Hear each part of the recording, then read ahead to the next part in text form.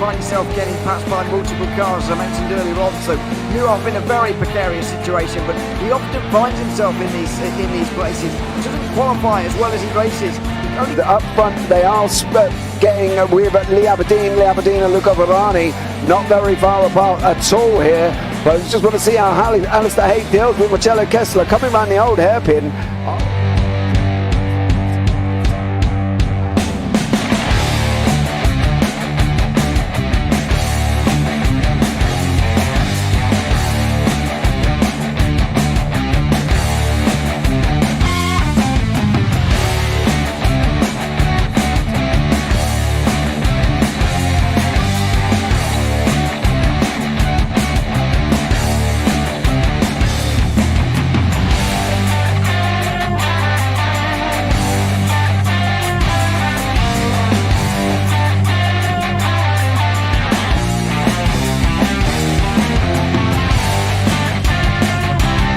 I would say it's not the best decision they've ever made, just not having done that under the safety car, really. Yeah, they're taking their pit stop strategies from Ferrari lately or something. What's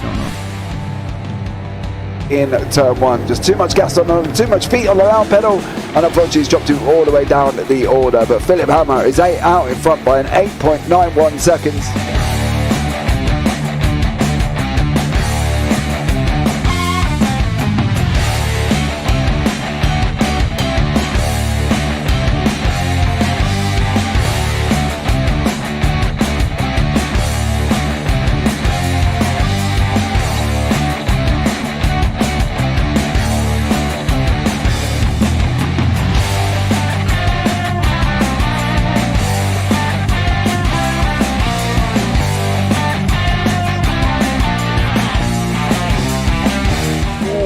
Dan Michael is a wall there, sir.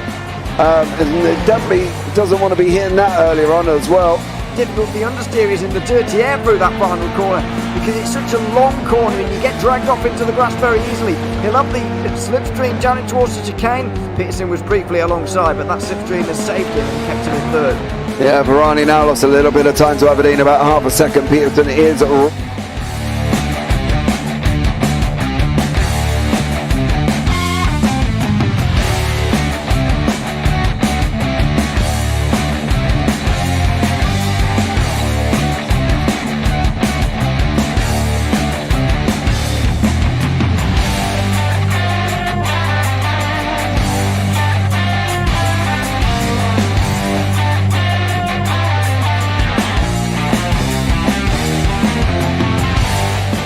Pike's pushed Morton forward up ahead.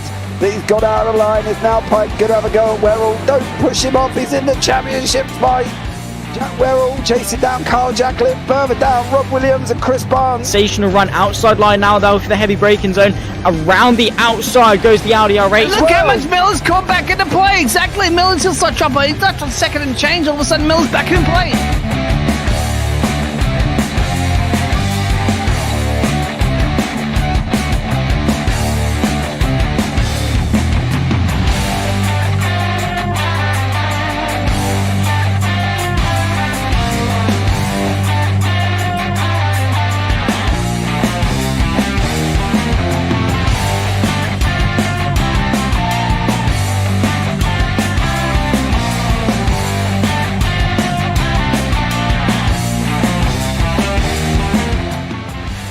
On to the back end of Phil Jocelyn. So there's been a lot of movers and shakers in this first 2 laps here for race. Absolutely serious racing league. Everybody's allowed to have fun. Yeah, it's all about the entertainment. So I hope everybody is enjoying themselves out there in the chat. We know that Ron is been enjoying himself watching. The Burger King machine's off into the grass a little bit there as they're really bunching up now.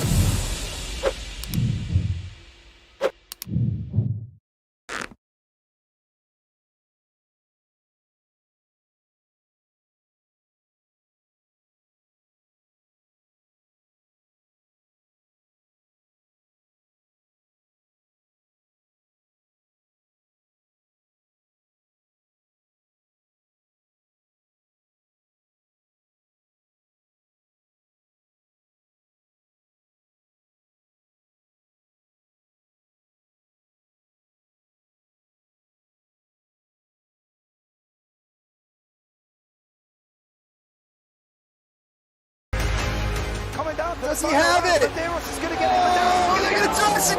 They haven't got it. He's on the outside line though, going into the fastest corner on the circuit. Surely this can't work. Dominic Ligner has got a sensational run outside line now though for the heavy braking zone. Around the outside goes the Audi R8. Look how much Miller's caught back into play. Exactly. Miller's still slot chopper. He's not on second and change. All of a sudden, Miller's back in play. Can Barry do it? Big Barry's going to do it. Big Barry.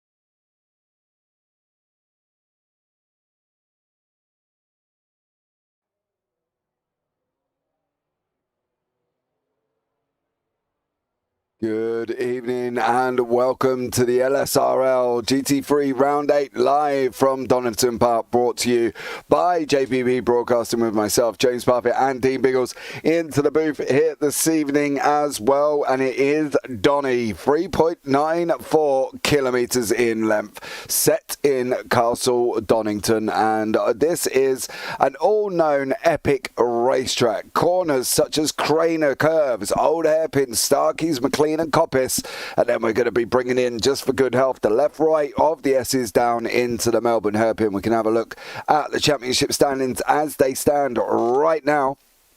Elliot Borg is out in front on 93 points, of course, as defending champion, from Jay Smart on 78, with Peter Muller on 76. Joseph Kahns on 70, Dylan Gonaz on 68, Daniel Reich on 57, Gabriel Burke 56, Sean Atkins on 50, and James Rep on 44. Then you've got Brandon Thornhill on 38, Mikhail Turkin, Yilang Wang, Daniel Pereira, Jonathan Schwartz, Ben Barnes, Josh Toothman, Brandon Murray, and Nathan Heffley bring up the top 18. Then on from that, you got Nathan Graham, Randy Arnez, Mac Miller, Brandon Birmingham, Anthony Giuliano, Troy Banks, Jay Moonin, and John Silver. Now in the team standings, bit of a different situation, of course. We haven't got as many teams here this evening, but in the team standings currently is SBR Motorsports on 126 with White Gold Racing on 106, Smart Ass Racing on 102 with Wilder Graphix GT3 on 101, then Black Gold Racing on 91, LMA on 76, Backmarker Racing on 53, tied with Hillbilly Racing, Mammoth Racing on 52, and Part-Time Pros on 14. We are just about to go into quali. Don't forget, it's a very unique system here. The people who qualify on pole will be at the back for the initial race. So the opening race, you will be at the back. So it is almost like a reversed grid here for quali. So when you qualify on a pole, you do go to the back. But you've listened to me talk enough here. Let's bring in the mighty Dean Biggles to have a chat with me. Dean, welcome in. How are you, bud? Good evening. Good evening. Yes, James. Hope everybody out there is enjoying the full moon. Now, who will be essentially the werewolves to come out there and howl their way to the top of the step and win the race, isn't it, my friend? There you go. Try to stretch that full moon scenario into this. But yes, it would be very, very interesting with a lot of the drivers, of course, in that championship hunt But are they going to just basically let that one man win again? Elliot Borg snatch another victory? Or is it already almost done and dusted? Is he a Max Verstappen of the LSRL GT3 league? We did pretty well last time out as well. J Smart took the W12 series, of course, and that was down on the very last race at Interlagos. Elliot needed 4 out of 4. He needed pole position, the fastest lap, winning the sprint and winning the feature. And he only got 3 and missed out on the championship by, I think it was like a point, if I can remember correctly. But from this point of view now, you know, he's out in front by quite a mile is Elliot Borg. So J Smart's got only not to try, he's got to try and beat him here as well. And at Donny, it's a very difficult track to try and get to grips with. You know, as soon as you start dropping down the hill from Redgate, where J Smart is now, you go down Craner, and then you've got this right-hander that you don't want to take too wide because one of you is going to end up in that gravel trap. And then you start running up the hill under Starkey's Bridge and then round from turn 6 into turn 7. There's not many corners on here though, Biggles. That's the thing. There's only 12 corners, but it is a difficult circuit to try and contend with. 12? That's less than Monza. You wouldn't think it, would you, looking at that track map up there? No. But you are absolutely 150% right. Now, have you ever been to this track? J Smart's going to be going quicker at the moment. First and second sector that you can see on your screen there are purples, and that's always a good sign. I'm expecting him probably get at the top of the timesheets as they first get their banker laps in. But you've been to this track because I know that you also just came back from Silverstone recently, didn't you? Yeah, I did. I did a radical event. Basically, there was me and 5 drivers that was invited through one of the leagues up to Silverstone to try out their Radical Sim Rig room, branded Radical Sim Rig room in the Silverstone Museum. So basically it was up there, it was a full hospitality day, you know, food, drink and everything else as well. And we went up there, we watched some of the cars testing on the Friday for the racing that was taking place on the Saturday. So cars like the Radicals, there was McLarens, there was all sorts of open wheelers up there as well. There was Caterhams, everything basically was up there testing for the race weekend. And then of course we got to go around the museum for free as well. So they chucked in the museum and we went around the Silverstone Museum. And then we met up about 5 o'clock and jumped into their sim rigs. Now the interesting thing about that is they were using AC and literally was driving the Radical SR3 double XR, I think it was, and their rigs were awesome, you know, widescreen, there was, you know, a fastest lap competition and stuff like that. And it was quite interesting actually because my boy come with me who's 12 and he set a faster lap than some of the actual drivers that drive the Radical in other leagues. The likes of Luke Maxwell, Darrell Taylor, Graham Brown, David Waters, and my 12-year-old beat them. He even beat me. And trust me, for the 2.5 hours home, I never heard the end of that. I'm not going to lie. He was literally rubbing it in like an absolute trooper that he'd beat me. But yeah, no, it was a really good day. And, you know, my boys got a hat that I brought back for the other one as well. And, you know, it was really good to be fair. But I've never been to Donny. Now, obviously the problem for me, though, Biggles, is as you know, I live down deep south of the UK. So every racetrack is 2.5 hours, 3 hours plus a drive. And Silverstone was just over 2.5 hours. It was more like 3 hours by the time we stopped because obviously, you know, I've got a 12-year-old in the car and as you can imagine, Biggles, he needs the toilet.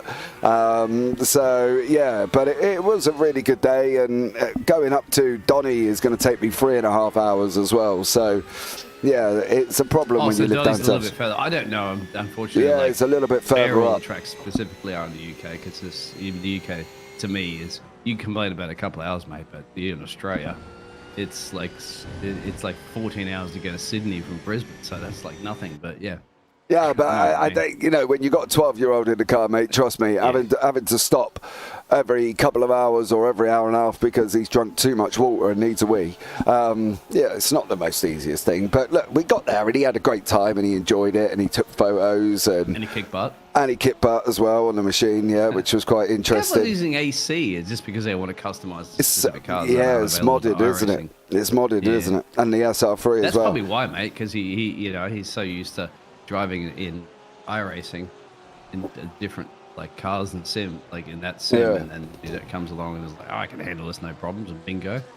To be fair, sheets. They asked for our input on their rigs, and that was the nice thing about them as well, is they actually did ask the drivers who do this as a weekly thing, input on the rigs and stuff like that, and the guys gave them good information. You know, the field of view was a little bit askew, don't get me wrong. The fact that you haven't got headphones to listen to, you had the speakers on the monitor, so you can imagine there was 1, 2, 3, 4, 5, 6, 7, 8, 9, 10 rigs going on all at the same time, you know, and bringing the monitor closer because it was quite far away. And so that, you know, for Radical's point, it was a massive help to them. It was to have the drivers up there, and it was a really good day.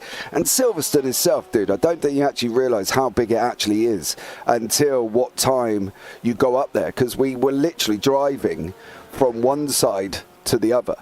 So from, where was we at one point? We was at Vale and Club, and then we drove to the other side of the circuit near the Wellington Straight and Maggots and Beckett's and stuff like that. So you can actually drive from one end to the other. Now, obviously, if you're there for a race weekend, you can't drive. You know what I mean? Yeah. You've got to walk everywhere. But it's quite an expansive track. Because, I mean, I'm going to remember in my head right now what the difference is between Albert, because I've walked Albert Park multiple times around the whole track, so I'm aware of how long it takes. I think it's about 30 minutes it took me to walk from one end of Albert Park all the way around the racetrack back to the start finish line again. Yeah, that's at a pace where you don't stop and have a wee. Just get on with it.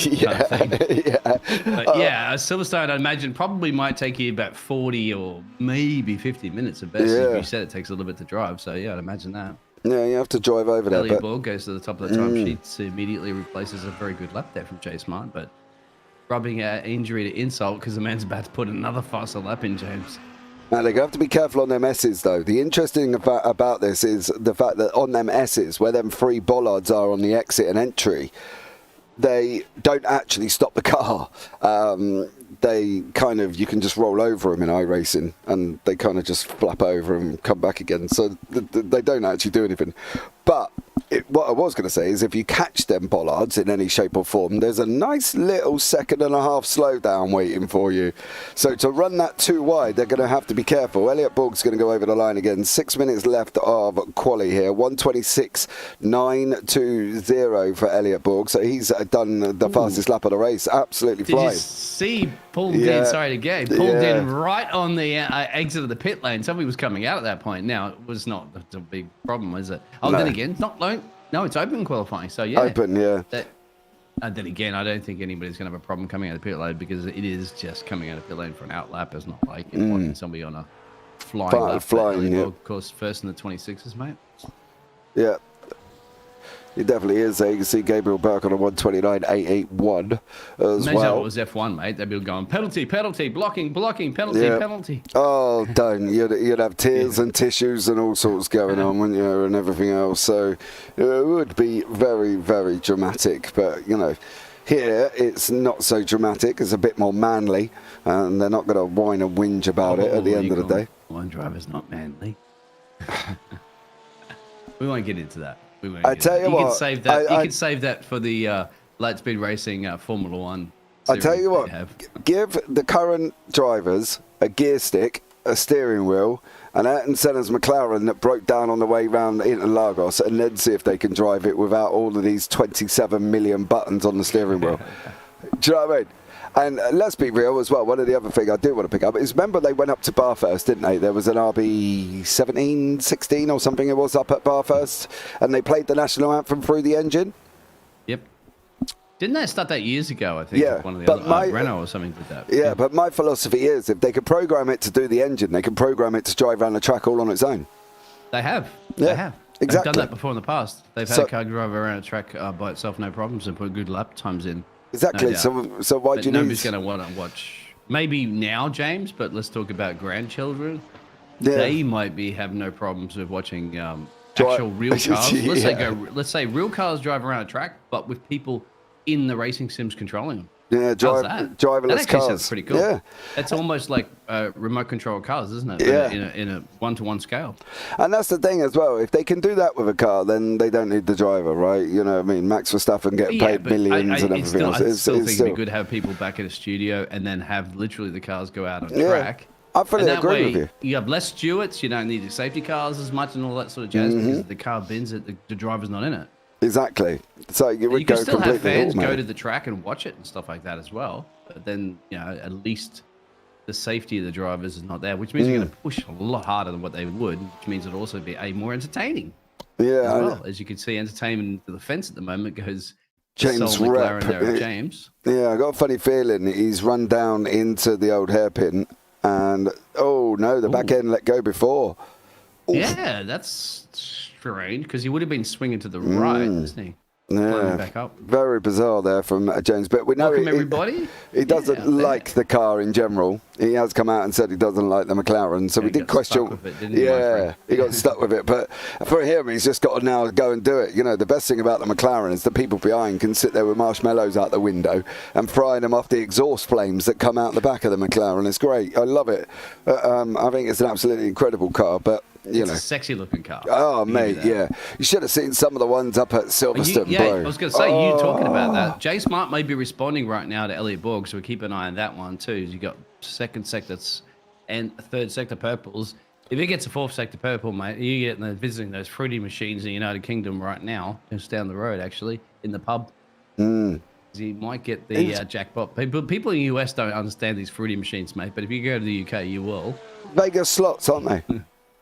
Essentially, but a legal form of gambling. There it is, mate. 26-9. 1-5. Oh, blimey. Very, very close to it there with J Smart. 5/1000ths of a second between the two. Elliot Borg's responding, has got a purple in Sector 2. What's he going to have for Sector 3? We will find that out very, very shortly. And yellow, unfortunately for him. 1.5 minutes left of quali here as well. 1:25.92. Don't forget, whoever's on pole will go to 10th. And then we will have a 45-minute race with a pit stop. So that's going to spice things up. Yeah, they're essentially battling it out for the last row on the grid. But that's just between the two drivers on the psychological warfare to be... Who wants to be last to first challenge, isn't it? That's more than anything, because they know that they're going to be looking at getting themselves, and Ellie Borg couldn't match that challenge at this point, but that's what they're going to be thinking about here in the Wild. The Graphix sponsored by kicking yourself up the butt a little bit with some fantastic gear as well, too, my friend. And I know that, I mean, I have a decent subwoofer, right? And that itself can throw a bit of sound and vibrations out. Imagine having the ButtKicker hooked up to your rig, mate. Every time you go over those rumble strips, chicanes, rumble strips, and then of course don't hit those. What do you call them? I don't know. You know, sausage curbs. Talking about sausage curbs. That's it. That's what I was looking for. You hit them, my friend. Boom! Straight in the fence. Goes Joseph Carnes. Yep. He got kicked up the butt by ButtKicker, my friend. Welcome to the problem of the S's. That's one of the problems. If you catch that inside, it's straight on. So they've got to be careful. Brandon Thornhill for the White Gold Racing team here as well.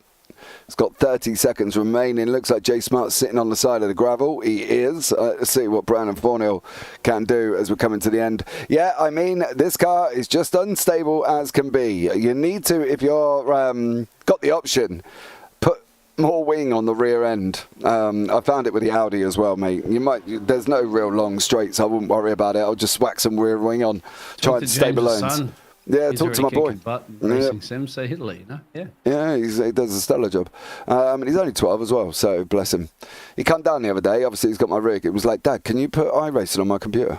I was like, what? You've got to do that. I told you about that one, James, as we get the qualifying results in. You got to get him, future generation there. Yeah, but he hasn't got, the thing is as well, the way round it is by letting him obviously use my thing. And the last thing I want him to do is end up getting himself banned or something because he goes and hits somebody. No, eventually, I'd say, mate, if the lad becomes good and he does chores around the house and earns his way, so you know what, I'll get you a car or a track a week or whatever like that if you, do your, take the trash out, do the dishes, do all that sort of stuff. That's how I used to earn my pocket money when I was and pay for his membership on a monthly basis. Well, you can do that, James. It's a few bucks. Oh, yo, It's like $13 a month. Yeah, well, I mean, he's got to earn it too. If he really wants to race, get out there and help her out a little bit more around the house. Do something like that. Maybe I'll put that to him. Do some gardening, do some weeding, paint the fence. I don't know. Oh yeah, he find some work for him to do, mate. Mate, I've got. Do you know the worst thing about it as well? Where I live, right? I've got about 28 fence panels. It's horrendous, absolutely horrendous. Yeah, mate. No lie. You can do the wax on, wax off thing. Yeah. Okay. And wax on, wax off. Daniel Rees will be on pole with Gabe Burke, Brandon Thornhill, Ben Barnes, Dylan Gonaz and James Rep on the front three rows. Then you've got Joseph Carnes, Peter Muller, Elliot Borg and Jay Smart there as well. So short grid here this evening, 10 cars on track for what plans to be, hopefully, a great race from all of them here, because that's what we, at the end of the day, we are looking forward to, and that's what we want as well, a great race. Well, unfortunately for you, James, you're going to have to now just try and control that technicoloured McLaren that does look quite bright. I'm not going to lie, Biggles, I do like that paintwork of James Rep there. Oh, yeah, that's Wilder Graphics 101 on that one, isn't it? That kind of reminds me of some of the friends that I know that I have, like neighbours and stuff like that. We go, it's shake and bake. It's like, have you been to Burning Man? Have you been to what was the big 70s concerts there that they had upstate? Woodstock. As well? We had Woodstock. Yes, exactly. Jimi Hendrix specials. I don't know. James Rep, obviously. Peace and love, peace and love. You know, run around there and he hopefully doesn't be tripping his way around too many of those chicanes, James. Yeah. Oh, there you go. And if you see a mushroom out in a gravel trap, don't eat it. Right. Yeah. Here we go. As these guys do go on this very short parade lap here. We are literally on just before the S's. We're going down into the Melbourne hairpin now. All the BMW, Porsches, the lone McLaren, the lone Audi of Elliot Borg. And at the moment it's Brandon Thornhill. Daniel Rees has not taken to the start. So we've only got 9 drivers now. So we've lost one before we've even gone anywhere, we unfortunately. We need somebody from South America on the grid. Everybody's from North America. Oh, well, I don't think he might have some problems anyway. Let's see if Gabe Burke can hold off Brandon Thornhill to that lock out that front grid, my friend, because Ben Barnes, Dylan Gonaz, of course, will be on the second row. And then you know who will know, Elliot Borg and Jay Smart. Daniel has joined. We are green. They're going 3 wide already. Elliot Borg has managed to bounce his way right up into 5th place, I believe, already up 4 places here.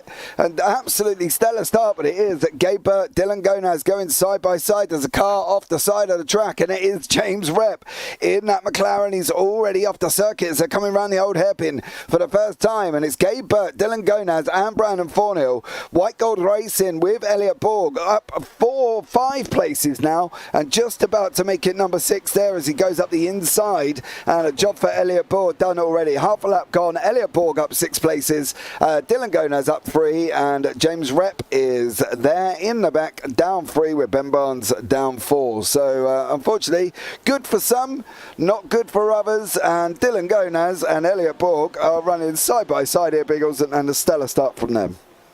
Yeah, Dylan Gonaz almost got the lead of the race there. Just late there, Gabe Burke managed to just hold him off there for a little bit. But Elliot Borg, mastermind driving, of course, what Elliot Borg does best. So the reason why the man leads the championship, no problems. It looks like he might be wrapping up another championship.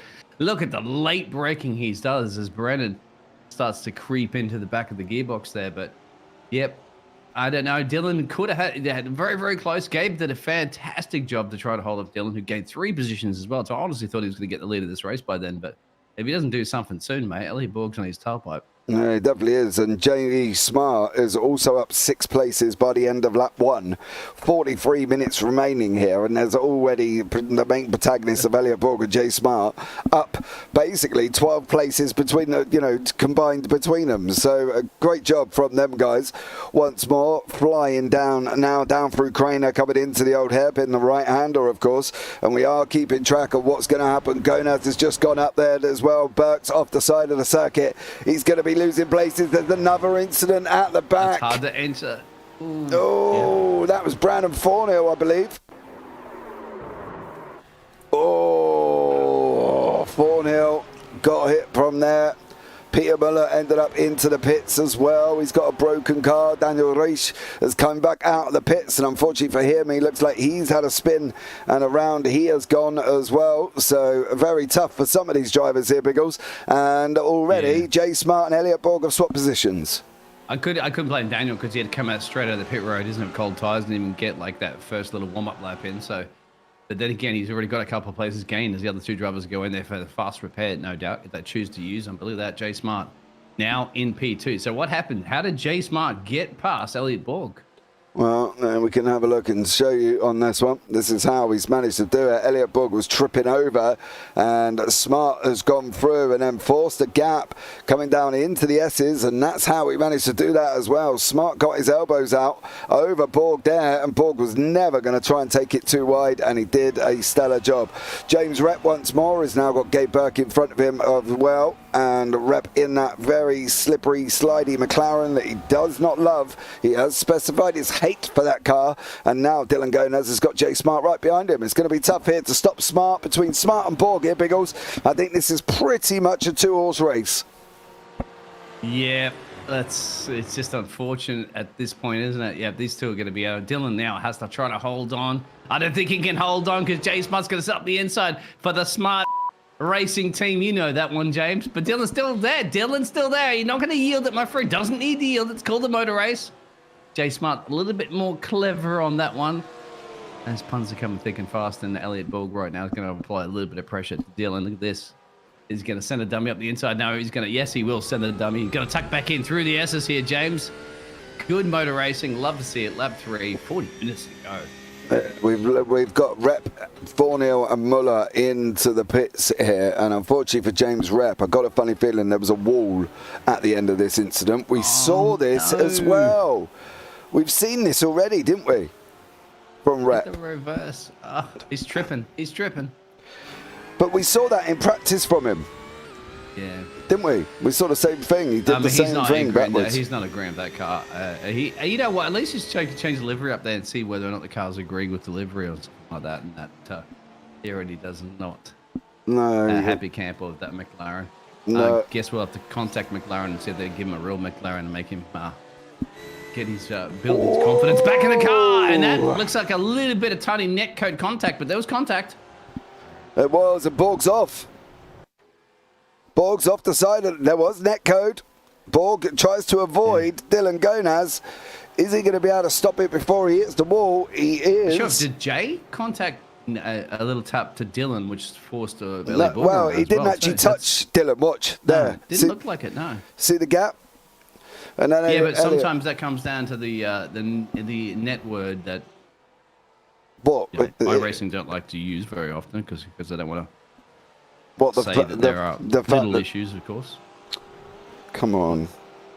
You can't hide the fact when you look back at a replay and there's a 1.5 foot gap between a car. I know, but they're trying to improve the product. They don't want people to say, this is invisible contact that caused an issue with somebody else and put them out of the race. We don't know, but that's the difficult part, isn't it? If somebody actually just spins on their own, whether or not, because they're close to another car, if it was contact or not, that's always a difficult one. Then trust me, drivers will go back and look at their different perspective views of it and stuff.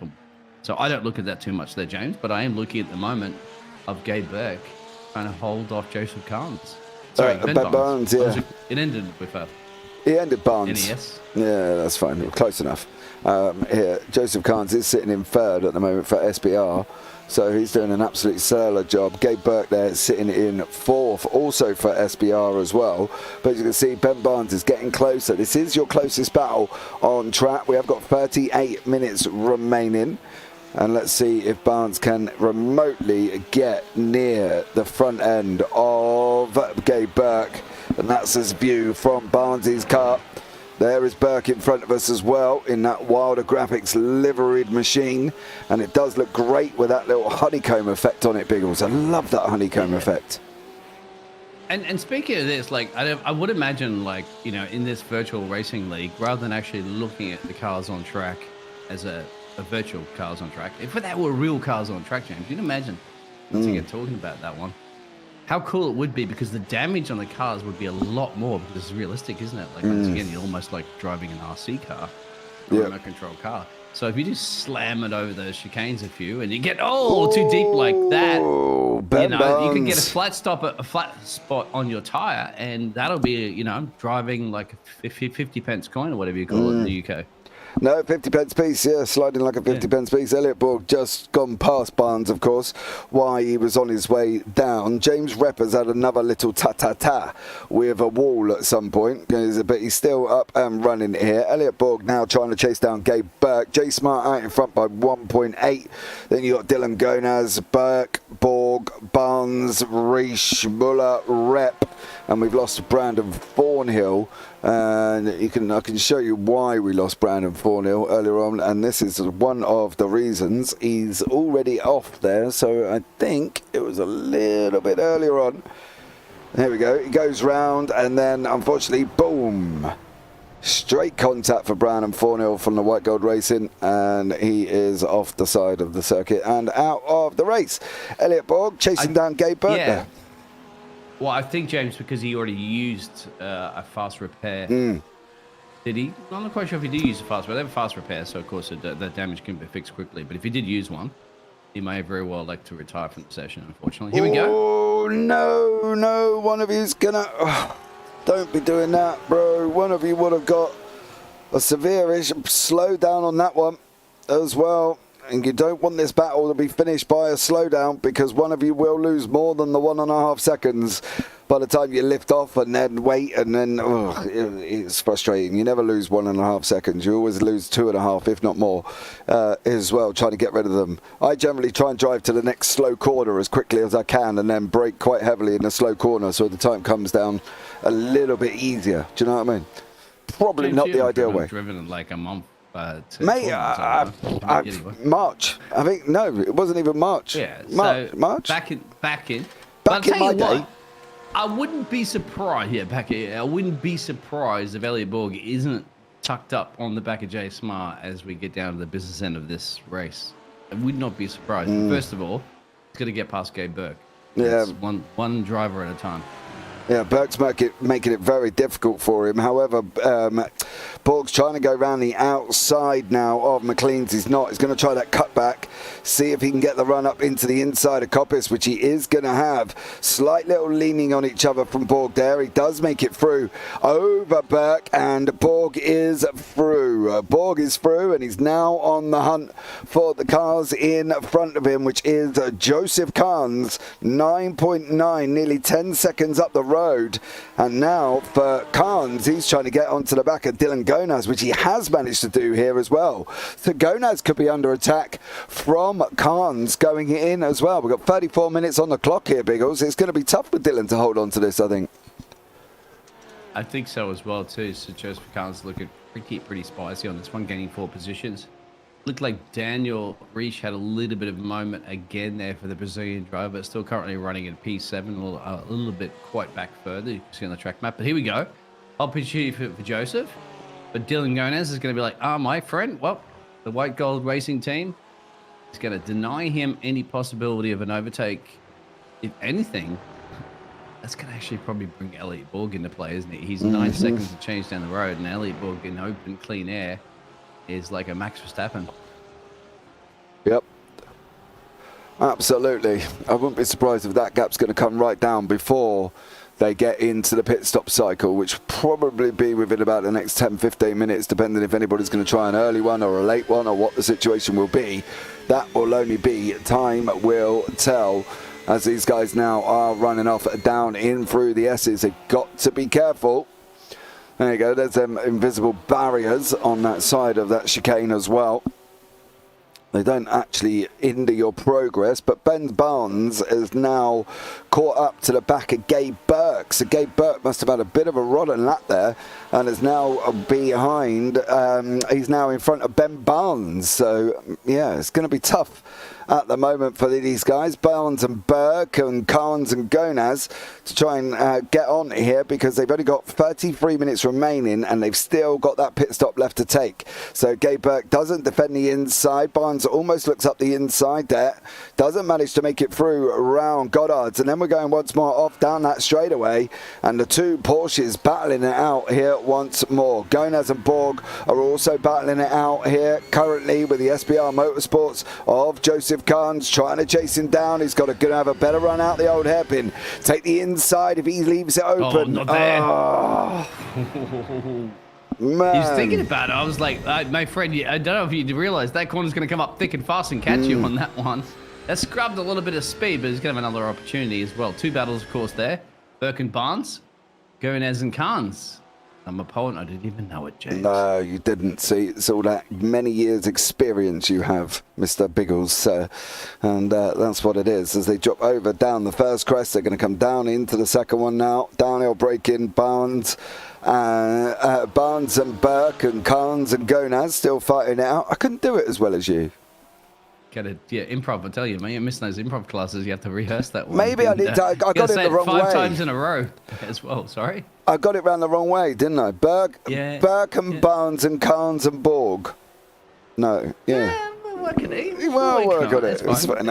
You cast like 3 times a day, mate. So I had to come in every once in a while and do it. So I can't blame you for not getting it absolutely perfecto. But trust me, James, you have your fantastic moments. Trust me, you get the door wide open and people get burgled. I'm making sure you tune into some of those fantastic things that James produces on here on the network. But yeah, 2 of those battles, of course, are still occurring. And look at that, Borg now 9 seconds. So in that time, we're talking about essentially on 1 lap, he shaved a second. You definitely did there as well. I asked in chat the other day what happens if you get the if you leave the door open in a race. What's the saying on the JPB channel? And Phil put in there, you're going to get burgled. I was like, yes, Phil.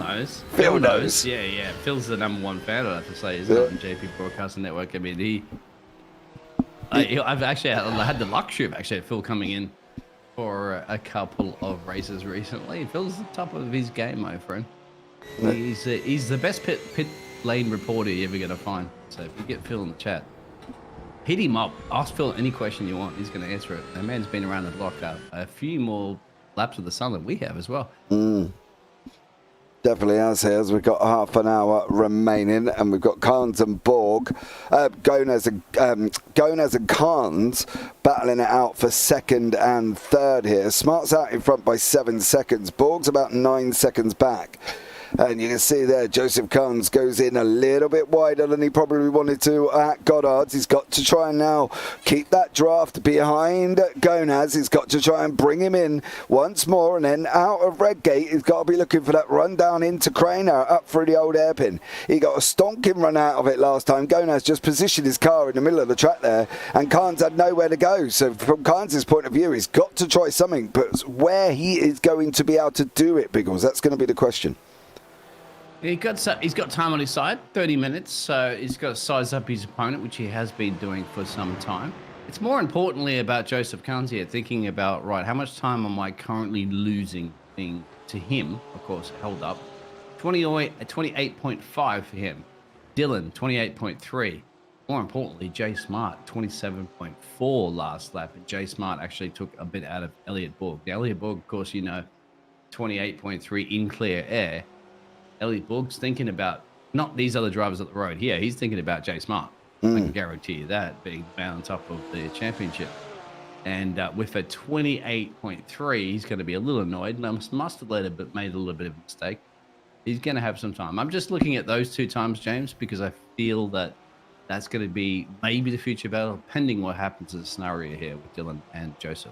Yeah, it's whether or not one of these is going to take an early stop. If Joseph feels he's being held up, now the gap's not coming down rapidly though, Biggles. That's the thing. It's coming down 8.3 to Borg.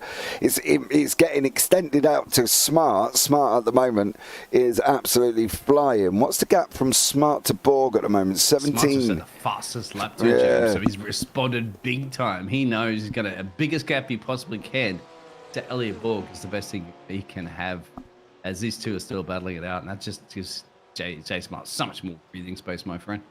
He's going to be very comfortable. Oh, Oh, keep it there, sir. Keep it there. For Carnes, he's got to keep it on track. Burke and Barnes are still scrapping out behind Carnes and Borg. So they're still battles. They're about the same in distance at the moment, just broken into the 5/10 mark. And you see it coming down slowly. The one in the yellow on the left-hand side, of course. And once more, they're going off now down that back straight out of Coppers down into the S's. They'll go down one hill, then they're going to drop down the other hill. Downhill braking into the S's they go. They've got to be careful of the off tracks and slow downs that can take place there, because they are quite predominant if you take too much of the inside or the exit curb, and you will get yourself in a little bit of bother, Biggles. So they've got to be a little bit careful there. I love the bumpiness, as you said, those little up and downs and the changes, isn't it? The elevation of this track, a little Brands Hatchy. I know you went to Silverstone recently. The one thing I don't really is a fan of Silverstone is the fact that it's not as elevation changes. And there's Bonzi. He got him, James. He did get him currently at the moment. So I'm sure we'll get a replay of that in a minute, as those two battles are forming, of course, for P3, P4, as well as this one right now we're about to see. Oh, he went in too deep. From Burke's point of view there, he went in too deep at the Melbourne hairpin, and that is how he ended up losing that place to Barnes there, Biggles. Just a little bit of a momentary lapse, and unfortunately for him, when he goes in too deep, and Barnes turned around and said, "Thank you very much." Is that mirror driving once again? I've said this, like possibly drivers yeah. in the lead of a battle are making crucial errors because they're under pressure. I don't know. I honestly, James, I feel like I would be, and I'm not a race driver, but I feel that I would not be a very good person that could handle it. Like if I was in Ben's position right now and Burke's in my tailpipe, I think that he would throw me into some psychological thing where I'd force me into a mistake. I feel that I'm that type of driver. If I was a driver behind catching somebody, I feel I'd be a great predator and not a prey. I think that's the thing. You get better. For some reason, when you're chasing somebody, you get faster and faster, which you kind of sit back and think you wish you could do it when you're not chasing anybody, be as fast as that. Because I've set my fastest lap when I've been trying to chase somebody down continually, you know what I mean? And you do end up just going quicker and quicker and quicker. But you just wish that for some reason you could do that actually during the race, you know, and be that fast. How would you go, my friend? Jay Smart was in your tailpipe and you had to keep him at bay. Right oh, mate, I would be defending like crazy. I'd have the missus in the back of the car throwing all the utensils out. I'd have a builder that I've just hired to try and build a wall. I'd be trying to do everything. I'd be hugging every inside apex I can and making it as difficult as possible. The thing with Donny is it's quite a tight track, as we saw with Gonaz and Carnes earlier. Gonaz got a poor run out of the old hairpin. He positioned his car in the middle of the circuit on that run up into Starkeys, and there was just nowhere for Carnes to go. So you would be looking at positioning your car in a way where literally you can't get through. And this is where we're talking up here on this run. You can see it narrows off there, so you could just position your car and defend, but you'd have to defend like crazy with Smart, and you'd have to do it at certain places like here, a little bit earlier on the brakes, holding them up. Gonaz has got a poor run. Speed. Yes. Can he get through? Carnes is on the left now. He's going to have the inside for the for the Melbourne hairpin. He should do. If he goes in deep, get that Porsche turned. Yeah. Now, Carnes had the inside line because he had the speed, because it just too much that Dylan did to just perfectly on cue, almost choreographed brilliantly. If I was a director, I'd be like, all right, that's a take. We don't need to do another one. No, he did do a great job. But yeah, going back to that, James, I mean, that's another thing I was thinking. If I used to do engineering sometimes for the F1 drivers back in the day when I started doing broadcasting, and I would actually get drivers to go out and do heavy fuel loads, older worn tires, just go around the track and stuff, so I could get the lap times and all that sort of jazz. I'm kind of thinking at this point, if I was an engineer, I'd be like, okay, trying to get a driver to imagine that they're defending and not going on the full racing line like they're putting in qualifying laps, and just see how they go lap times and see how they get used to handling it. Because when you're going off that racing line that you're used to doing over and over again, right, for your quickest laps, and all of a sudden you become defensive, you then have to learn how to brake a little earlier, accelerate a little later, all that sort of jazz. Yeah, but that comes with practice, doesn't it? It's practicing and practicing and practicing. When I do drove. Do you know the funniest thing? I jumped in my rig the other day, some of my boys' room, because my boy was on race room and he was doing some MX5 things. He was driving in a little thing, and I said to him, "Come on, I'll have a go." So I jumped in the rig. Gonaz is going to try that cutback. He didn't quite get it. He got the rotation of the front wheels, but he just couldn't get that power down. He's going to try a wider line out of Goddard's. And he's got to be looking at trying to get through, and he doesn't there as well. But he is trying these wider lines. This wide line giving him the speed on the exit, of course. He's now going to try and send it out the inside on the red gate. They're going to be side by side. Somebody's going to end up off the side of the circuit here. You can't. No, James. No, yeah, they're going for it. Oh. Couldn't quite get it done, but good racing. Keeping us certainly entertained at the moment. That ain't over yet, James. It ain't over yet, because this is my favorite part of the track, as you mentioned here. Dipping down the hill. Oh, Gonaz has got to carry more speed if he can try and get that run up there.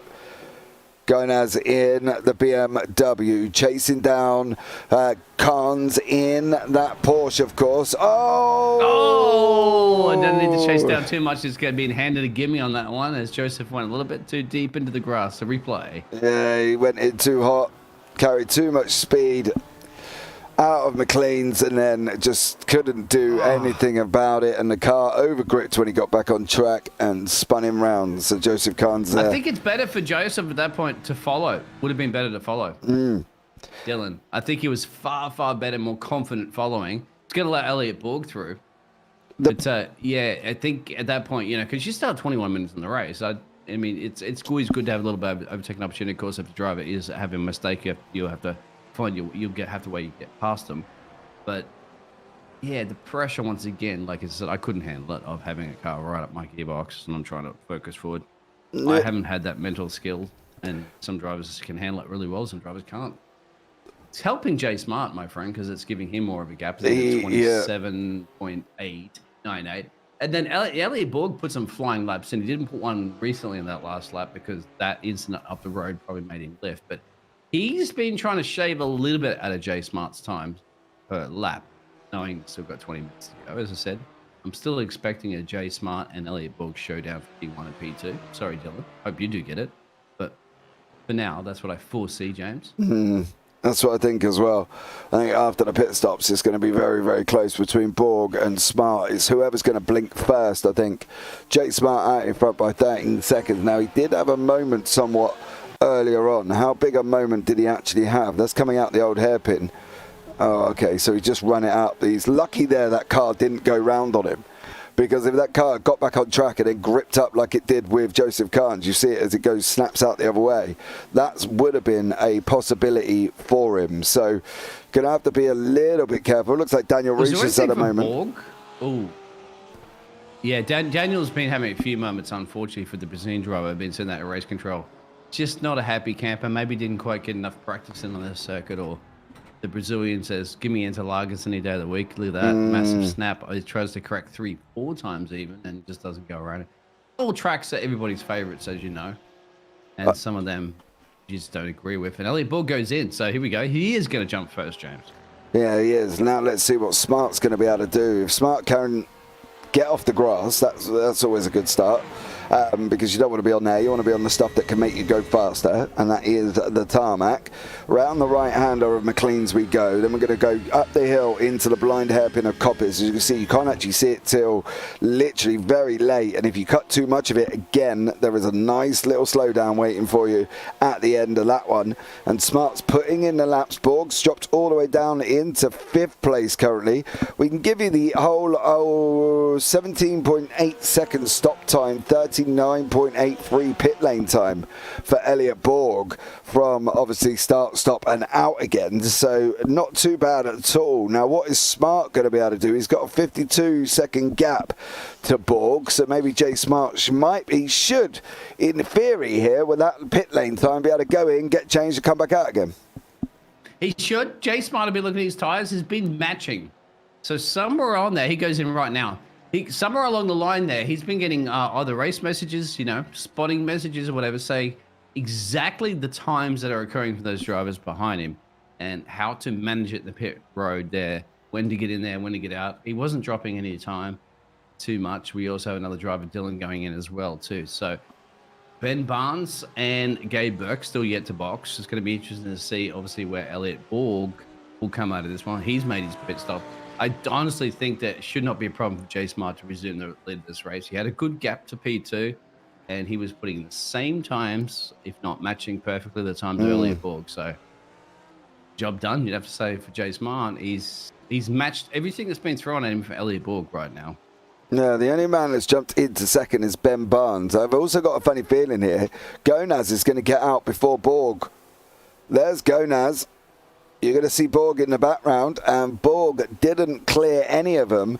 He will clear Gabe Burke, partly due to the fact that Gabe's got to go and pit. Ben Barnes has also got to go and pit. But it is a 1-2-3 as they are. Jay Smart, Dylan Gonaz, and Elliot Borg. And Elliot didn't clear or even get near Gonaz. He's about 1.3 seconds back at the moment, if not a little bit more.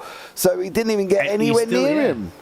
He still has to get past Gabe Burke. Gabe Burke has the box, but, you know, we don't know when. Gabe Burke can hold him up a little bit if he needs to. Yeah. That's his call. I mean, Borg has to get closer to him at the moment. 3 seconds to change. Borg, of course, is on the tailpipe there of Dylan, but Dylan's already came out his pit stop, so Dylan, of course, is going to be getting the temperature up there and getting back into it. And even if Gabe Burke, I think, is going to try to challenge him, I don't think Dylan would want to get into a tangle with him, knowing that Elliot Borg is approaching in the background. If anything, he'd let him through and follow him in the slipstream, knowing that Gabe Burke will have to go on the box anytime soon, if not this lap. Yeah, I think Borg will be going in very, very short for Burke. He's got to be going in. Yeah, Burke. No, not Borg. Burke. I'd be surprised Barnes isn't already. Barnes is going in now. So Ben Barnes goes, yeah, he called it, James. So I think they might both go in. Oh, no, Burke's gone the wrong pit stop entrance there, Berkey. Sorry, mate, that's not the entrance to the pit stop, Gabe. There it is. You got it now, my friend. Yeah. He went a little He's probably bit thought too it was hot. Spa, mate. The exit out of the final corner into your pit lane is Spa. Maybe got Spa on his mind, mate, after Spa weekend, 24 hours of Spa. Everything's Spa.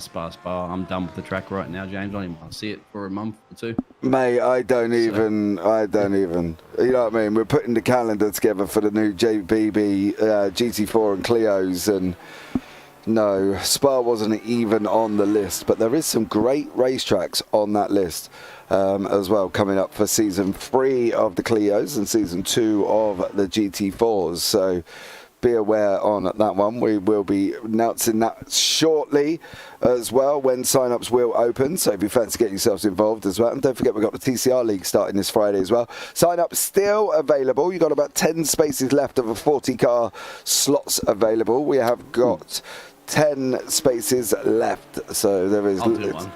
I'll get your son in there. I think my son did ask, but the problem is obviously, you know, it's like anything. If I'm on... I'll get the 75-year-old man that sits out in front on the bench here every afternoon, sits down there and just wonders and ponders on everything that's going on. I'll be like, all right, so I'll get you a racing rig. Let's get you in here. There's 10 spots left, bang. Yeah.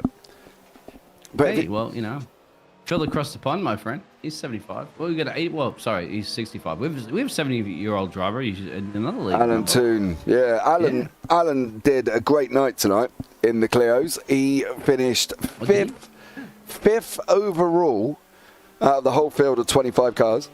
And he finished 3rd in his class. So he got his first podium of the year, his first top 5, his first top 10, all today at Watkins Glen. Do you hear that, young guns out there? Never too old to race. Don't think that if somebody comes in that's like 12-year-old and starts beating everybody, talk to Mr. Alan Toon. Yep. Gonna deny that. Alan, Elliot, my friend. Well, second and change down the road. Now, everybody's taking their pit stops, James. They're mandatory pit stops, so we should be good to go. 13 minutes and change to the rest of the race. J Smart leading from Dylan Gonaz and Elliot Borg. Bit of work to do, but you got about a 17-second gap, don't you? Almost 18-second gap from J Smart to Elliot Borg. Depends what Borg does here, whether or not he's going to be able to close up on Gonaz. He's taken chunks out of him, and he took a bit out of him over the last lap as well. So for Elliot Borg there, you can see he took nearly 1.0 seconds out of Gonaz in front on lap 20. So we'll see how he gets on round here now, coming towards the end of 21, of course, before we go into 22. He's going to be looking like he's taking probably about another half a tenth at the moment. Oh, 1.1 seconds, actually. He absolutely took a chunk out of him there, Biggles. Elliot, so what do you do right now for Dylan Gomez? He's doing a fantastic job. He's gained 3 positions. He's up against, 2 of the top guns in the championship. Dylan's just got to drive his own race, right, and not be worried about that. Like, that's not information I would ever relay to a driver if I was Dylan's engineer. I would not want to tell him that, because all it's going to do is just go to, lower his confidence to go, well, Elliot Borg's definitely going to be catching me soon. No, you want to kind of promote what Dylan's doing great, what corners Dylan's doing a very good performance on, and then kind of promote that as Moller goes into pit road for the second time. Some reason. I think the first one might have been the early incident. Early incident, yeah. What I would do for Dylan Gomez, right, is I would weigh up the pros and cons of battling with Elliot Borg. Now, the pros of it is obviously, of course, he takes second place, right? And the job's a good and well done, superstar, amazing. The cons of it is the fact that obviously if they have a coming together, he is not only going to lose that second, there's obviously a possibility of a penalty from the stewards for them to get points as well. And with a 20-second gap back to Joseph Carnes, me personally, I would be on the side of caution and just saying, do you know what, I'm still going to take top 3, off you go, get past me. Because the only thing they've got to win out of all of this is the fact that obviously Borg manages to gain 1 more point in the championship. But for Gonaz's point of view, he just needs to sit back and think, well, to be honest, it's still a top 3. I wouldn't worry. I'd have to disagree with you on that one there, James. Because I think Dylan's doing actually a fantastic job. Now, he's still obviously hovering it still about that. Lap times are 27.7, 27.87 for Ellie Borg. So he's actually improved a little bit, Dylan, right now. And he's not, Ellie Borg's not on his tailpipe, so that little bit of breathing distance good. Dylan doesn't want to give it up because Elliot Borg is the man that's, the quickest currently in the championship. No, or the man with the most points. Not always the quickest. I think Dylan is biding himself some time. Remember, the time is clicking and the time is on his side. 10 minutes and change now. So if he can continue to drive at this same pace he's doing right now, I don't think Elliot Borg is going to be able to do anything about it. So no. I think, if anything, encouragement for Dylan to secure this P. He deserves this P2. He can get this P2. And he should be thinking about that and not the fact that Elliot Borg is, how many points you're taking away from Elliot Borg. To me, I wouldn't care how many points I'm taking away from Elliot Borg. I'm thinking about, if I'm Dylan Gomez, what you're going to be doing for your championship hopes. And the traffic there has cost a little bit of time. That gives you a little bit of indication that Elliot Borg, perhaps is better at, more experienced at traffic. That's it. That's the key thing, isn't it? Put a couple of endurance races up your belt, my friend. That how to overtake. Don't get started. James started blue flags, but how to overtake drivers being lapped is one of the keys to a great experienced race driver. But at the moment, mate, just talking about that, we've almost killed a second in time, and Elliot Borg's still a 1.6 from Dylan. Yeah, Sean Atkins James says... Smart's got this one in the bag. Yeah, mate, he's flying out in front. Sean Atkins says, I'm with James on this one. Really, Sean? You would say right now that Dylan Gomez should lift off and allow Elliot Borg through? No, I never said lift. Oh, okay. I said if you're saying if they're getting into a tangle situation, right? Yeah. Close to it. Then don't jeopardize it. Right. So, but he should just do a blue flag scenario, right? Drive on the racing line and make Elliot Borg go around the hard way. If Elliot Borg wants an overtake, he needs to go around the hard way, not just move off the racing line and say, okay, buddy, it's yours. Elliot Borg has to fight for it, but obviously don't fight too hard. I would agree with that. He just needs to hold off for 8 minutes. Yeah, but it's like Sean said, bag the points and the podium. If Elliot has caught him from that far back, he was 8+ seconds behind before the pit stop, 3+ seconds behind after the pit stops, and ate the gap in 3 laps. But Dylan's doing 28.6s, 28.8.1, so Dylan's not losing that much time anymore. No. Dylan stepped it up a gear and actually is almost matching Elliot's pace now. That's what I'm saying. It's getting close. Yeah, if Elliot gets within a few attempts, right, then I would definitely be thinking about it from Dylan. I know Dylan's going to defend like a lion. There's not a shadow of a doubt, right? Dylan's going to try and defend and defend and defend. But what's the difference? You know, bag the points and just take the third place. Look at the pride, mate, because if you can beat the man that's leading the championship, and the man's won a championship before, that gives you a little bit. Like, if I was to, all right, I'm out there and I'm racing just a social race and I beat Max Verstappen, I'm going to be bragging about that for a week, or 2 weeks, or 3 weeks, or a month.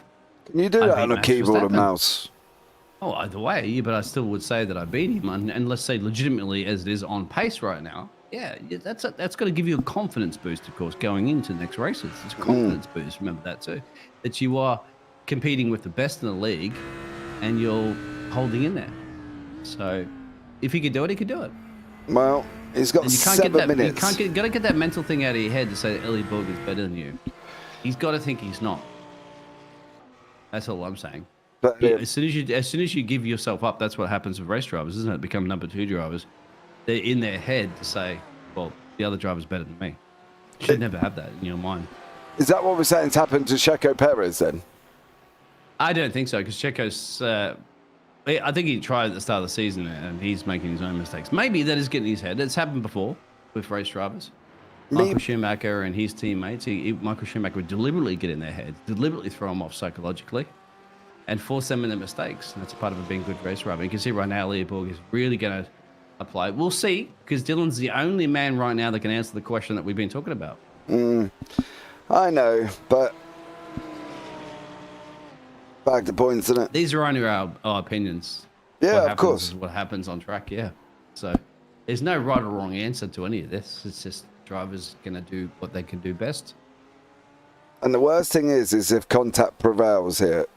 If there is contact between Borg and Gonaz, then we're definitely going to be in for an issue, because then the stewards will come out, the penalty points will come out, and everything else, and it's all going to get a little bit messy, and then whatever. But they've got to be looking at the situation now and realizing that from Gonaz's point of view, he's got half a second, and that half a second ain't going to last very long.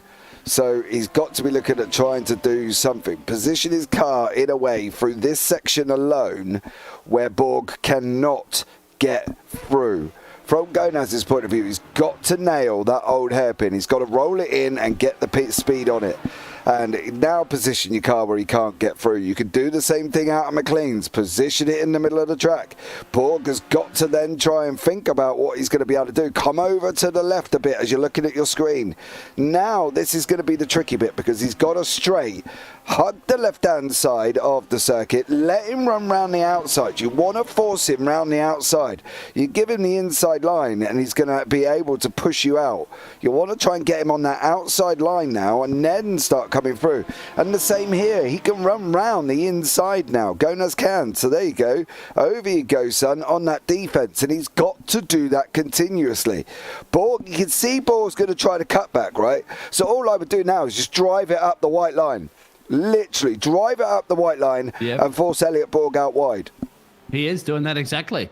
This is the thing about Dylan Gonaz. I would say don't even worry about putting your car in defensive position. He does good laps, been doing good laps before, matching Elliot Borg's pace. And all he's got to do is race like he's on the racing line. I wouldn't go in a defensive position like that, because all that's going to allow at the moment is pace around the outside here for Elliot to get a jump. Just like that. That's the only little problem I'm worried about, because the inside line is going to go straight to Elliot Borg. It's going to go up the inside. They're going to go back, of course, to Dylan. Yep, Dylan's got to stick to the race line. Just stick to the race line, my friend, completely. So you have full maximum speed, and then make Elliot find a way around somewhere, because you got to do this basically for 2 more laps there. You've got your P2, my friend. You've got it. It's yours. It's going to be at least. Feel even better if you can held off Elliot. I think it's going to be 3 laps here, Biggles. I'm not going to lie. I think it's going to be 3. Yeah, give or take that. But yeah, give or take. I don't say defensive, James. I mean, this is another one for and it's a good little conversation that we're having. I say if I was Dylan's engineer, stick to your race line, full speed like you're doing qualifying laps. You're saying somebody's saying go defensive and go off the racing He's line. got to look. He went needs defensive to. now. He needs to go defensive now and basically force Elliott round that outside line. He's got to now just run it up. Look, Elliott's looking for that inside. The moment you're going to give him a sniff, he's going to take it. He's like a dog who's coming to say hello to another one. You know what I mean? You give him a sniff and he's going to take it there as well. And you can't give him that. You've got to force him in positions where he isn't going to be comfortable. Run the inside line. Now look at start coming over to take your line because you're defended. You're in the braking zone now. Now, all he's got to do now is try. Look, Borg's going to try and force him off it. Borg wants the inside for the old hairpin, and Gonaz cannot give it to him. He cannot. He's got to now open up the steering, let him run a little bit wide, and he doesn't do that, but he does manage to hold on. You've just got to open it a little bit. Let it run. Give Borg something to think about. Give him the option. Open it up again. Now, take that nose away from him, because you're going to give him the inside. Yeah. He can't. Can he get back on the left? He's got to tuck in. Yeah, he's just got it now. That's it. He lost it. He didn't quite open it up enough on that way out of Starkey's, and he gave Borg an option.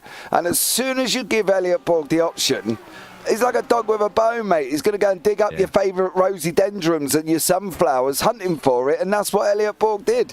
He didn't obviously drop Gonaz flowers on the way through, but he did take the position away from him. It's tough because good racing. Yeah, nice clean racing, and don't get me wrong, it was an exceptional part of defending from Dylan. But he just needed, on that run out of old hairpin, he just needed to open it up a little bit. Let it run out a little bit wider to give Gonaz something to think about. And he just didn't quite do that enough. And now, unfortunately, he's now looking at a second gap and Gonaz is on his bike. But yeah, great defending by Gonaz. And as I say, an exceptional drive there as well. Borg was patient. It was nice and clean, Biggles. Don't get me wrong. I'm not taking it away from anything. But just made that one little critical error when he had the option to take that line away from him. He didn't, and unfortunately this is the result. But yeah, great racing all round. Well, this is a sign of a true champion like Elliott Borg, of course, because he knows how to time it right. And we knew the inevitability was coming, which is whether or not it would come within a couple of minutes from now or later. But yes, so Borg, of course, we're not going to take it away from Borg. I mean, this time around, I was favouring, obviously, Dylan, because we wanted to see if Dylan could hold off Elliott Borg for that amount of time. Elliott Borg showed his true driving spirit there, got the job done. Dylan did a fantastic job holding him off for that period of time as well, as you said. Another one for him to study in his tapes later on too, James, is he can look back and go, all right, I see where I could have done a little bit better or whatever, and try it. So that's good. And we'll talk to those drivers hopefully about that one. But Elliott Smart, they didn't even know anything of this behind him. Elliott Smart? Who's Elliott Smart? Jay Smart didn't even know all the stuff that's going on with that huge gap. Did everything he needed to do. 9 positions gained there, James. So the last, essentially, first challenge. Tick that off your box. As Sean Atkins, of course, said out there, brilliant defending. Yes, it is, my friend. It was. I've seen you do that there, Sean, as well. See you back on the racetrack very, very soon. Yeah, it was definitely. It was good defending. I'm not taking that away from him. I'm not taking that away at all. No, what you said, James, was perfect. I honestly thought that the little things that you're talking about, I think that's right on the money, my friend. Yeah. I do have a little bit of an idea of how to drive. When you look at drivers doing it a million times around a track every day, kind of get used to an idea of how it's done, don't you, mate? Even though it's only from a broadcasting perspective, but you see it, don't you? You just know it when you commentate so many races. Yeah, when you're watching hundreds and hundreds of laps a week across various different cars, from Clios to GT3s to NASCARs to GT4s to Radicals to Ferraris to Gen 4s to late models to R-Factor 2023 hypercars, IGP F3s and everything on a weekly basis. Calm down. Everything, James. Just say. I should have just said everything, really. But here we go now. Here we go. Yep. Jay Smart is going to come over the line. He is going to take that win here as well. Smart takes the victory with Borg in second. Gonaz a brilliant third in the end. So there we go. Very soon, last 2 weeks were unexpected waited, says Sean there. So unfortunately for Sean, as we are looking at Elliot Ball coming over the line 20 seconds back here.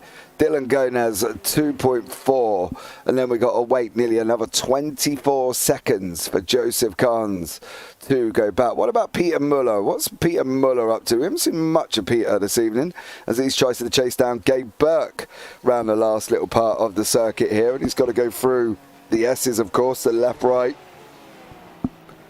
There we go. He put in fast sectors towards the end there, James, as well. Too. Very close, actually, after the fastest lap. So he had pace, but unfortunately, he's going to dive. He's going to dive. He's going to dive. Yeah, he positioned that car. Won't work. Yeah, he's going to bully Berg out. Oh, he positioned that car in a way where he was going to send that like a postman shoving a letter through my letterbox. I'm not going to lie. It was all going to be very fast and frantic, but he did almost have a go there, did Peter Muller, and didn't quite get it done. So Muller does come over the line. What about this poor man who's stuck in this McLaren? Over the line he goes. Bringing it home, mate. At this point, sometimes he wants to get out, kick the tyre, and light the car on fire, won't he? Oh, like, mate, yeah. Jimi Hendrix style if you're going to Woodstock. But, yeah, he got good on you, James, for bringing the car home. There is your race results, James. Yeah, you've got Jake Smart out in front by 20 seconds. Elliot Borg in second. Dylan Gonez third. Joseph Carnes in fourth.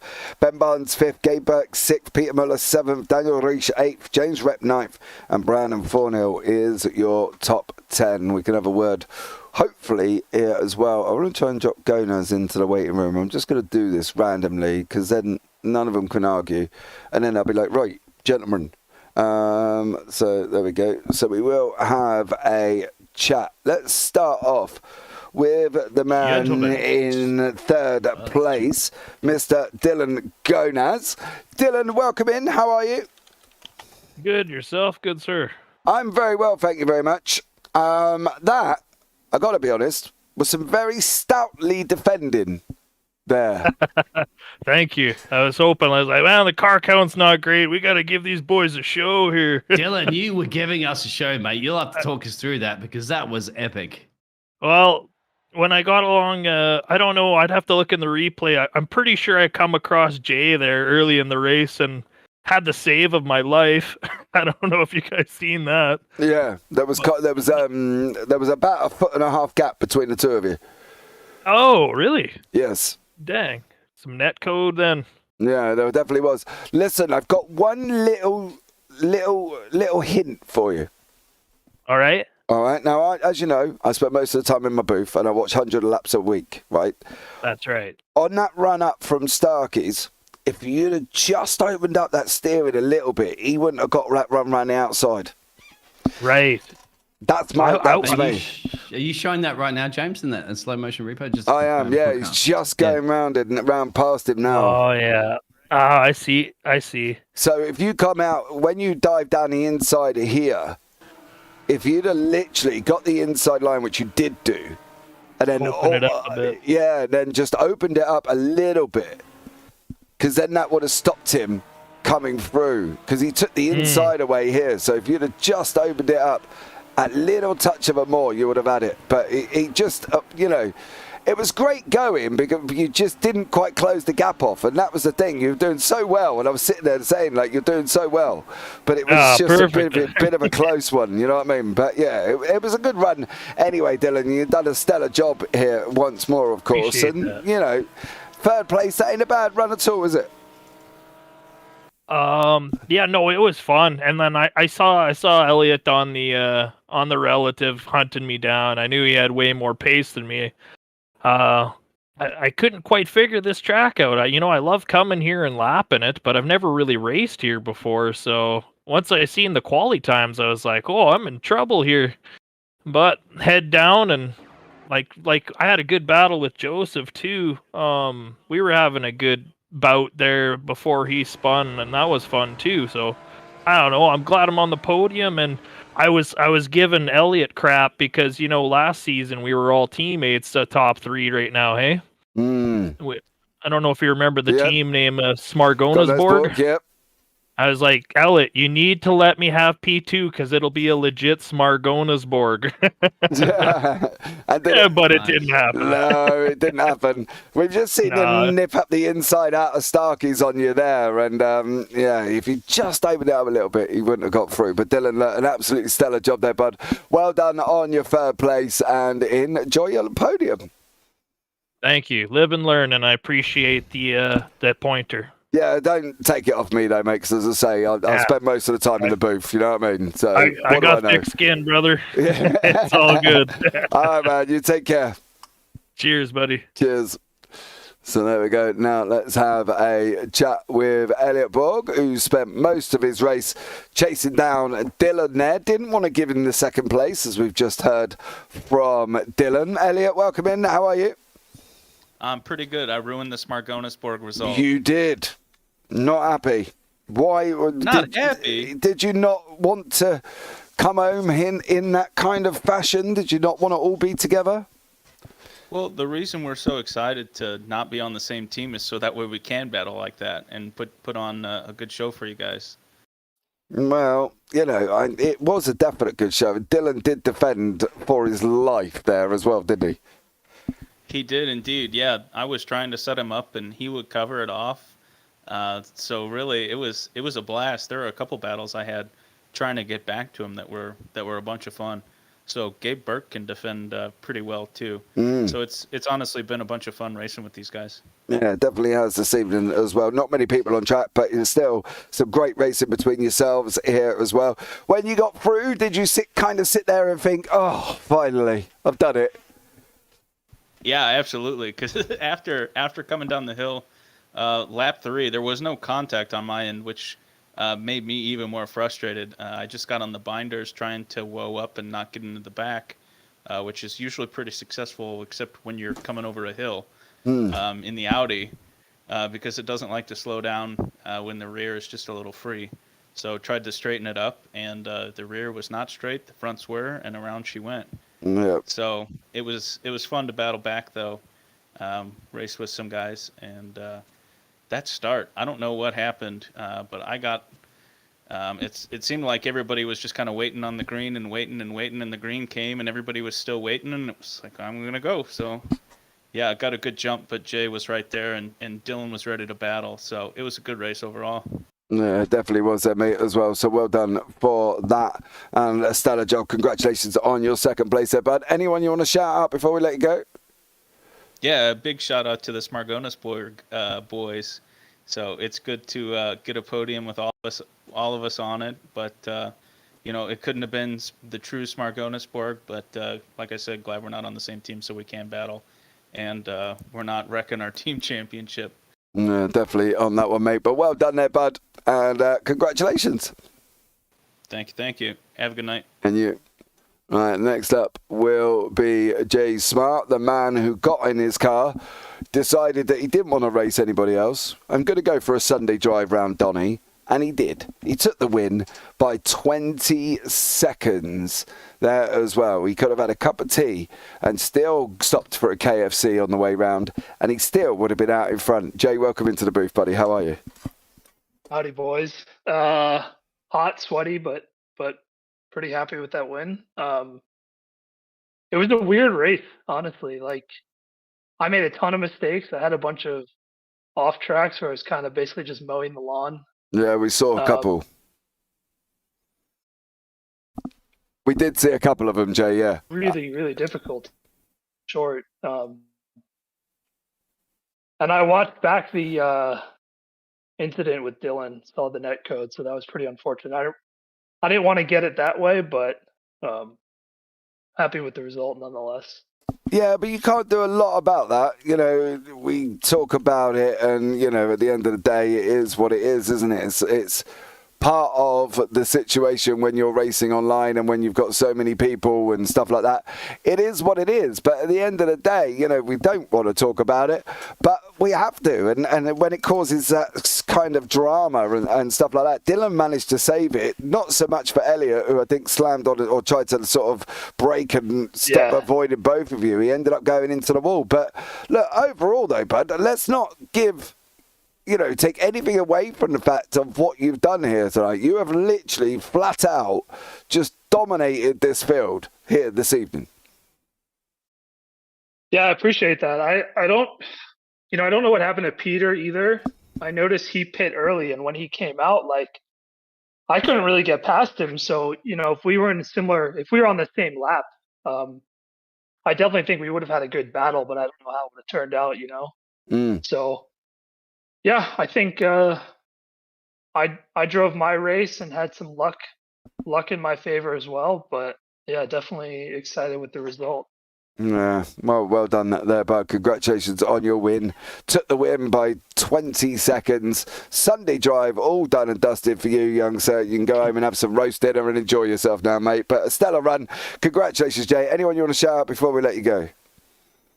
Thank you. Yeah, big thanks to the league owners and the admin as always. Dylan and Elliot and I were talking about how good our battles were, and then how good, Dylan, Elliot, and Joe had their battles afterwards. So I love this league, and even when we don't have a lot of people show up, the racing is really good and respectful. So love that. So big shout out to all the drivers and everyone who puts it together.